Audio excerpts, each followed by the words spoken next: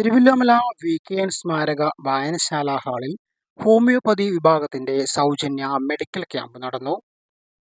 കേരള സർക്കാർ ആയുഷ് വിഭാഗത്തിന്റെയും national Ayush mission കേരളയുടെയും ഹോമിയോ വകുപ്പിന്റെയും സംയുക്ത ആഭിമുഖ്യത്തിലാണ് വയോജനങ്ങൾക്കു വേണ്ടി സൗജന്യ മെഡിക്കൽ ക്യാമ്പ് സംഘടിപ്പിച്ചത്.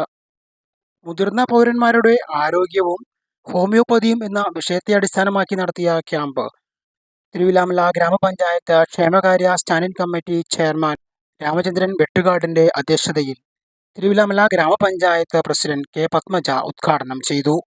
Thiruvilwamala homeo medical officer Niveditha, Chelakkara homeo medical officer Ambili, homeo ആശുപത്രി ജീവനക്കാരായ നിബിൻ ദേവ്, അൽഫോൻസ, രതീഷ് തുടങ്ങിയവർ ക്യാമ്പിന് നേതൃത്വം നൽകി.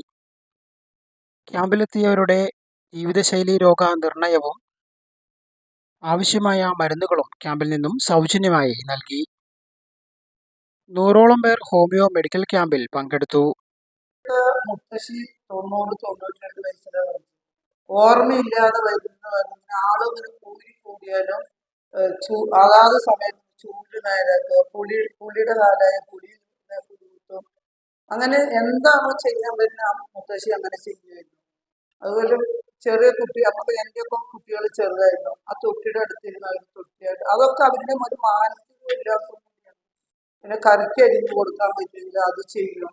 പക്ഷെ ഇപ്പൊ പലരും ഞാൻ പറഞ്ഞു, എൻ്റെ ചുറ്റും ഞാൻ കുറെ നേരം പറഞ്ഞു, അവരൊന്നും ചെയ്യുന്നില്ല, ഒന്നും മിണ്ടാതെ നിൽക്കുന്നു. അപ്പൊ അതൊക്കെ നമ്മുടെ ആരോഗ്യത്തിന് ദോഷകരമായി ബാധിക്കും. ചിലവര് വീട്ടിലെ മരുമകളല്ലേ ആരെങ്കിലും ഇത് ചെയ്യട്ടെ, ഞാനെന്തിനാ സഹായിക്കണം, ആ മനോഭാവവും നന്നല്ല. അത് നമ്മുടെ ആരോഗ്യത്തിന് തന്നെ ദോഷം ചെയ്യും. അപ്പൊ ഞാൻ പറയുന്നത്, നിങ്ങൾക്ക് കഴിയുന്ന വീട്ടിലാണെങ്കിലും ഓർമ്മ പശുവൊക്കെ വരുന്ന വരെ എന്തെങ്കിലുമൊക്കെ നമുക്ക് ചെയ്യാൻ പറ്റും. ഒന്ന് ചെറിയ ചെറിയ വ്യായാമങ്ങൾ, മുറ്റൊന്ന് അടിക്കുക, അങ്ങനെയൊക്കെ ചെയ്യുമ്പോൾ നമ്മുടെ ശരീരത്തിനൊരു വ്യായാമമാണ്, അതുപോലെ ഒരു മാനസിക ഉല്ലാസം കൂടിയാണ്. ജനതാ വിഷൻ, തിരുവല്ലോമല.